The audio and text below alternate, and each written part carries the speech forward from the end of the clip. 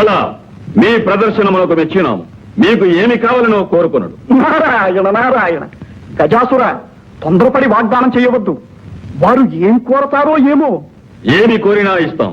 నారద, మేము అపర పరమేశ్వర అవతారులం. వరాలు అనుగ్రహించటంలో ఆ శివునకు మేమేం తీసిపోం. అది నిజమే. అపరపరమేశ్వరులు ఆడిన మాట తప్పని వారు. జంగమయ్యలు, గజాసురుల వారి అనుగ్రహం లభించింది. మీ అదృష్టం ఫలించింది. మీ ప్రదర్శనమునకు తగిన బహుమానం లభించబోతుంది. అవునవును, కోరుకోండి, సందేహించకండి. రత్నాలా, మణిమాన్యాలా? మేము అందరిలాంటి యాచకులము కాము, జంగమయ్య భక్తులము స్వామి. మీ కడుపులో దాచుకున్న లింగమయ్యను మాకు ప్రసాదించండి. ఏమిటి విపరీతమైన కోరిక? మీరు గంగిరెద్దుల వారు కాదు, కపటలేఖదారులైన దేవతలు.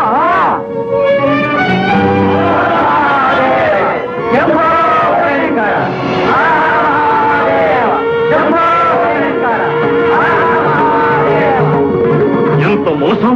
మోసం కాదు గజాసుర, లోకక్షేమం కోసం ఈ వేషాలు వేయవలసి వచ్చింది. అందరి వాడైన ఆదిశంకరుడు నీ ఒక్కడికే దక్కాలనుకోవడం స్వార్థం కాదా? అందరి హృదయాలలో వెలిగే ఆ ఆరణి జ్యోతిని నీ గర్భకుహరంలో బంధించడం దుశ్చర్య కాదా? సృష్టికి ఆధారభూతులైన ఆది దంపతులను వేరు చేయడం దురుద్దేశం కాదా? ఏమంటావు? నారాయణ, మాట ఇచ్చే ముందు నా మాట వినుంటే ఎంతవరకు వచ్చేదా? ఏమంటావు గజాసుర? అపర పరమేశ్వరుడనని, ఆడిన మాట తప్పనని ప్రగల్భాలు పలికావే, ఇప్పుడు ఏమంటావు? ఆడిన మాట తప్పుతావా? అన్న మాట కాదన్న మాట మేమెరుగం. అయినా చేతులతో తీసి ఇవ్వటానికి శివుడేమీ ఆటబొమ్మ కాదు. చేతనైతే చేవ కలిగితే పాలలోచనాన్ని బయటికి రప్పించి తీసుకువెళ్ళండి. నారాయణ నారాయణ. గజాసుర, అదే చిక్కు సమస్య తెచ్చిపెట్టావు. తెలివన్న నీదే తెలివి. అవునవును, శివుణ్ణి రప్పించడం అంటే దిగంతులు వేసినట్టు కాదు. తీసుకువెళ్ళమనండి, చూస్తాం. తెలివన్న నీదే తెలివి. అవునవును, శివుణ్ణి రప్పించడం అంటే దిగంతులు వేసినట్టు కాదు. తీసుకువెళ్ళమనండి, చూస్తాం.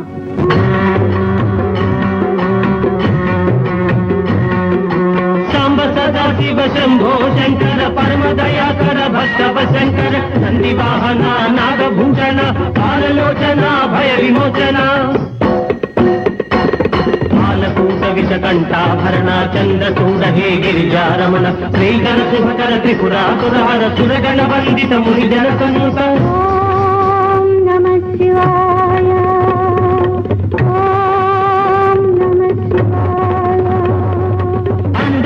బ్రహ్మాండమునంతా నిండి ఉన్నవో అఖిలాండేశ్వర దీనుల దాచే దీన శరణ్య భక్తుల గోచే పరమ భావన నామర వినవా రావా రావా రావా రావా. ఓం నమః శివాయ. ఓం నమః శివాయ. శంభో శంకర సాంబ సదా శివ హర హర హర హర శంభో శంకర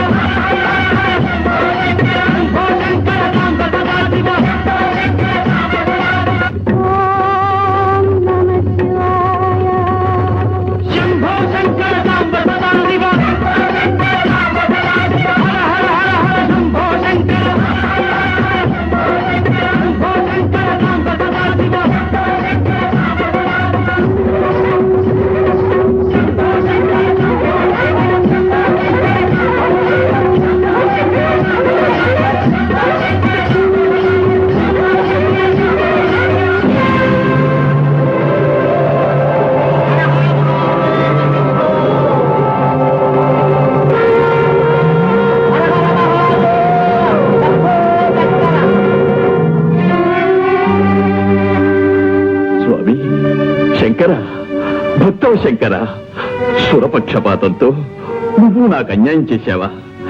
వరం ఇచ్చినట్టే ఇచ్చి నాకు దూరం అవుతున్నావా స్వామి? గజాసుర, విపరీతమైన వరాలు విపత్కరాలు.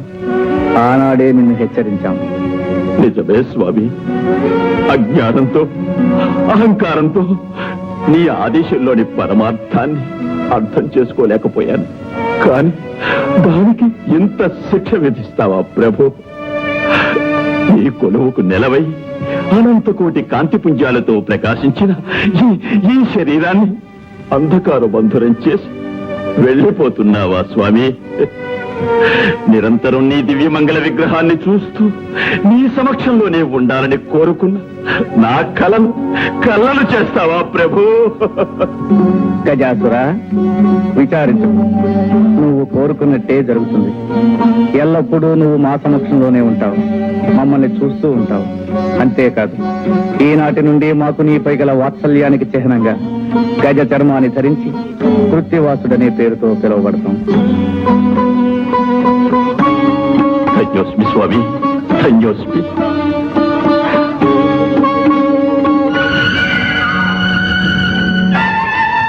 ఓం నమః శివాయ, ఓం నమః శివాయ.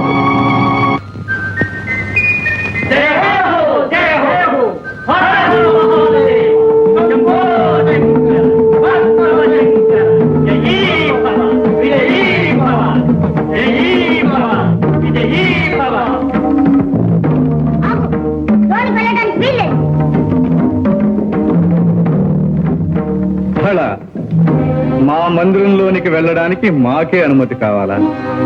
బాలక, ఎవరు నువ్వు? బాలకాన్ని పిలిచావు కదా, బాలకున్నే. మాటలు బాగా నేర్చావే. తరువాత సావకాశంగా నీ ముద్దు మాటలు వింటాం గాని ముందు దారి కట్టులే. ఎవరిని వదలవద్దన్న అమ్మ ఆజ్ఞ. అమ్మ ఆజ్ఞ? మేమెవరమో తెలుసా? ఆ అమ్మకు భర్త. అమ్మకు భర్తవో అమ్మమ్మకో నాకు తెలీదు. అమ్మ మాట అంటే మాటే, లోనికి వెళ్ళడానికి వీల్లేదు. బాలక, ఏమిటి హఠం? పసివాడవని శాంతం వహిస్తూ ఉంటే, పెద్దవాడవని గౌరవిస్తూ ఉంటే నీ ప్రల్లదనం మితిమీరిపోతుంది. నీ అహంకారం మరీ ఎక్కువ అవుతుంది.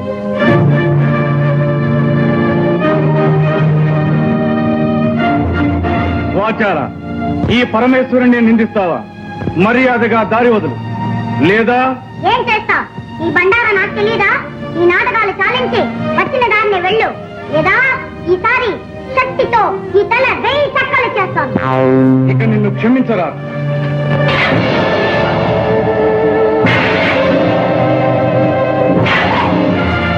బాలక, జై మాత.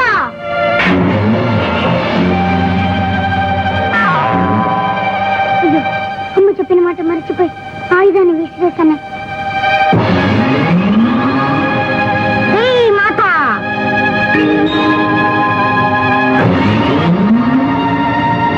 జై మాత.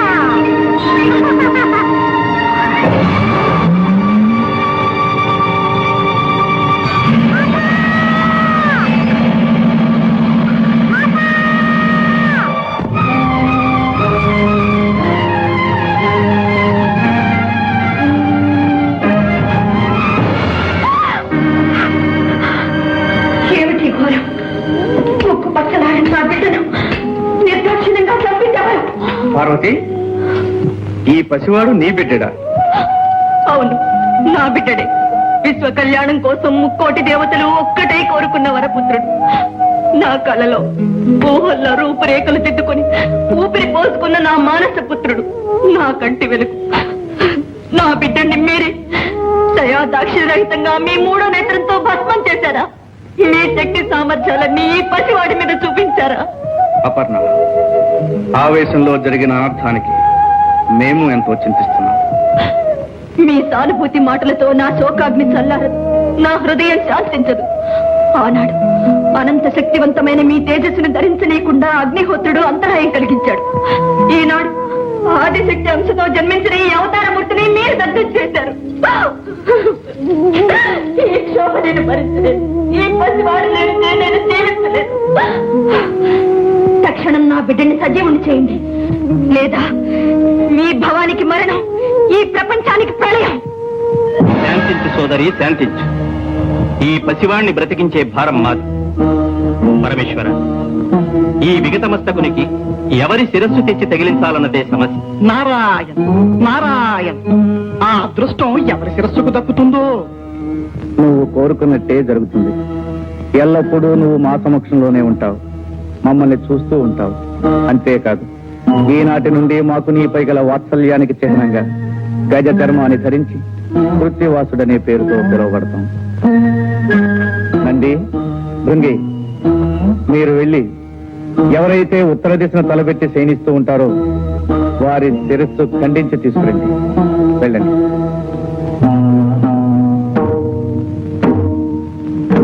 ఒరే, అన్ని దిక్కులు వదిలేసి ఒక్క ఉత్తరపు దిక్కున తలపెట్టి పడుకున్న జీవితలే తెమ్మన్నారే శివయ్య. ఎందుకో తెలుసా? ఎందుకంటావు? ఉత్తరపు దిక్కున తలపెట్టి పడుకున్న ప్రాణి లేవగానే ఏ దిక్కు చూస్తుంది? దక్షిణం, అంటే యమస్థానం. మృత్యువును చేరుగా చూస్తుందన్నమాట. అందుకే ఉత్తరపు దిక్కున తలపెట్టి పడుకోవద్దని పెద్దలన్నారు. అదిగో అటు చూడు, అక్కడ ఏదో పడుంది. ఓం నమః శివాయ. ఓం నమః శివాయ. ఒరే, ఈ ఏనుగు ఉత్తరపు దిక్కునే తలపెట్టి పడుకుందిరా. దీని తల తీసుకోవడం. నాయన, నీ ముద్దు మాటలు తనివి తీరా వినలేకపోయానే. ఈ అనర్థం జరుగుతుందని తెలిస్తే నిన్ను కావలి పెట్టకపోయేదాన్ని. నిన్ను చేజేసిలా చంపుకున్నాను. శివ కోపాగ్నికి బలి చేశాను. అమ్మా భవాని, చింతించకు. ఇది జగత్ కళ్యాణానికై జరిగిన సంఘటన. నీ బిడ్డడు తప్పక సజీవుడవుతాడు. ప్రభు దశ దిశలు వెతికారు. ఉత్తర దిక్కున తలపెట్టి శయనిస్తూ ఈ గజానం మాత్రం దొరికినది. పరమేశ్వర, ఈ హస్తి మస్తకమును ఆ దేహమునకు సంధించి ప్రాణప్రతిష్ఠ గావింపు. వద్దు వద్దు. చంద్రబింబం వంటి చక్కని మోము కలిగిన నా బిడ్డడికి ఈ ఏనుగు తల, ఆ వికృత రూపాన్ని నేను చూడలేను, చూసి భరించను లేను. కాత్యాయని, నీ బిడ్డడు కారణ జన్ముడు. మూషికుని అంతమొందించుటకై అవతరించినవాడు. అవునమ్మా, ఆ మూషికుని చంపుటకు ద్విజన్ముడు ద్విరూపుడు కావాలని కదా దైవ నిర్ణయం. ఏనుగు తల విజ్ఞానానికి సంకేతం, మదించిన బలానికి గుర్తు. నీ సుతుడు మహావిజ్ఞాని, మహాబల సంపన్నుడు అవుతాడమ్మా. అంతేకాదు, నీ తృప్తి కోసం ఈ బిడ్డడికి కామరూపం ప్రసాదిస్తున్నాం. ఎవరు కోరిన రూపంలో వారికి కనిపిస్తాడు. కాదనక చిరంజీవిని చేయండి. భవదనుగ్రహం ఎలాగుంటే అలాగే కానివ్వండి.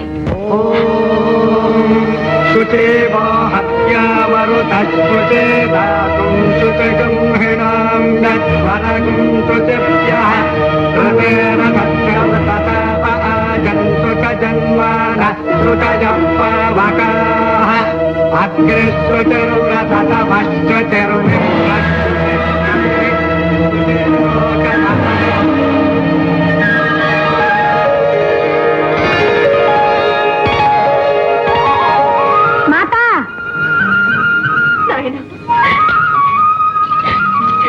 చిరంజీవి,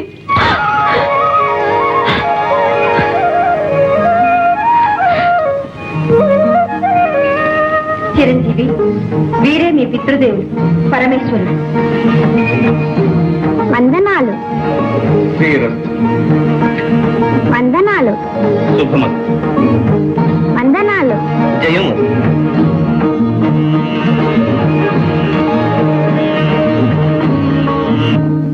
విన్నావా నారదా, దేవతలు చేసిన కుతంత్రము? నారాయణ, ఆ పత్రము అప్పటితో ముగిసిపోలేదు మూషిక రాజేంద్ర. గజాసుని వంతు అయినది, ఇక నీ వంతు కానున్నది. ఏదో నీ శ్రేయోభిలాషిని కనుక ముందుగా హెచ్చరించిపోవాలని వచ్చినాను. నిన్ను నిర్జించడానికై దేవతలందరూ భవానితో మొరపెట్టుకునగా పార్వతి ఒక మహాశక్తివంతుడైన వీరుణ్ణి సృష్టించింది. ఏటుల మమ్ములను నిర్జించుటకు వీరుడు సృష్టించినదా? ఎవడా వీరుడు? ఒక చిన్న సందేహం.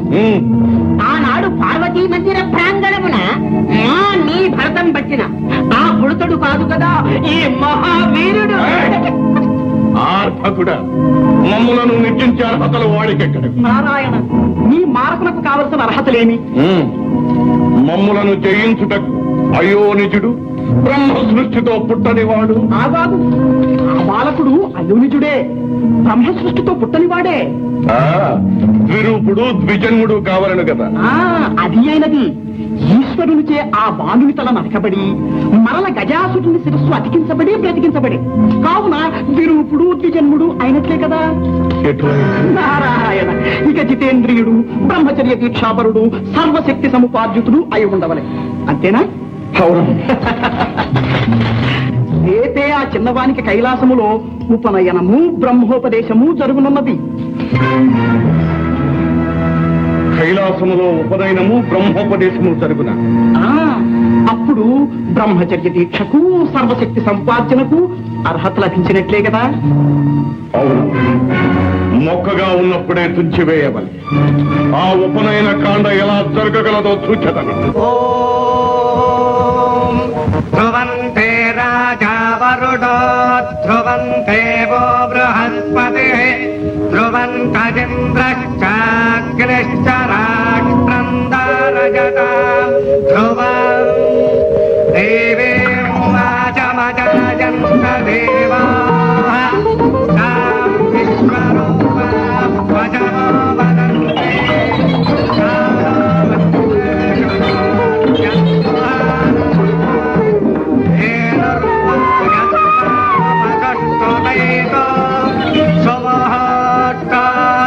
ముహూర్త గడియలు మించిపోకుండా యజ్ఞోపవేత ధారణ జరగాలి. యజ్ఞోపవేతాన్ని తెప్పించండి. సుప్రతిష్ఠితమస్తు అయం ముహూర్తస్తు. యజ్ఞోపవేతం ముక్కలు ముక్కలైపోయింది. నారాయణ నారాయణ, ఏ యువతములో ఉంటుంది. సువర్ణ తంతువులతో ప్రత్యేకంగా తయారు చేయబడిన యజ్ఞోపవీతం అది. ఏమిటి కట్టం?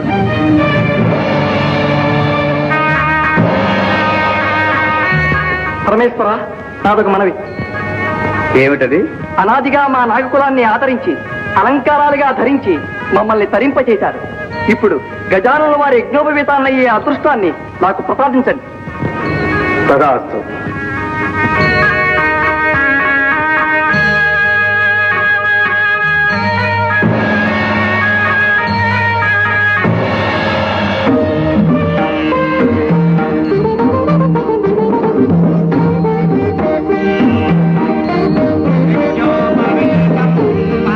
పవిత్రం ప్రజావతేర్యత్సహజం పురస్తాదే ఆదుష్యమగ్రిజం ప్రతిముంచ శుభ్రం యజ్ఞోపవీతం బలవస్తు తేజః యజ్ఞోపవీత ధారణ ముహూర్తస్సు ముహూర్తం. దేవరా, మీరు మూషికముగా మారి యజ్ఞోపవీతాన్ని కురికి ముక్కలు ముక్కలు చేసిన ప్రయోజనము దుర్వ్యక్తి. వారి కార్యము జరిగిపోయినని అయిననే ఇంకనూ బ్రహ్మోపదేశము కావాలని కదా. చిరంజీవి, బ్రహ్మ విష్ణు శివాత్మకమైనది. సర్వ మంత్రాధ్యయనమునకు సాధికారము కల్పించినది బ్రహ్మోపదేశం. ఆ మంత్రము అతి రహస్యము, స్వరప్రధానము కనుక శ్రద్ధగా ఆలకించి స్వీకరించండి. పరమేశ్వర, తండ్రిగా తనయునికి మీరే మంత్రోపదేశం చేయాలి.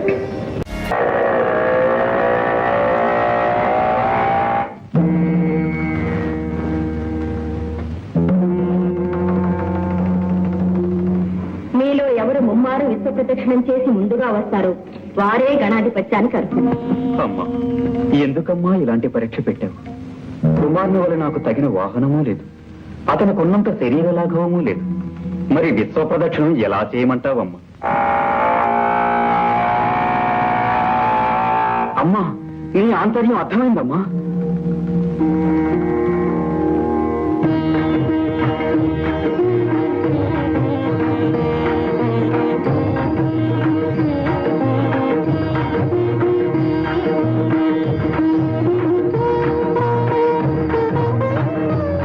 మాతృదేవో భవ, పితృదేవో భవ. నారాయణ నారాయణ, ఏం గజానన, అందం అనగానే తల్లిదండ్రులకు పాదాభివందనమైనా చేయకుండా కుమారుడు పరుగులు పెట్టినాడే. నువ్వు ఇంకనూ ఇచ్చటనే ఉంటే ఎలాగయ్యా? అంబికాసుని ఆంతర్యం అతి నిగూఢమైనది. సర్వాంతర్యామి అయిన నీకు తెలియని ఆంతర్యమా?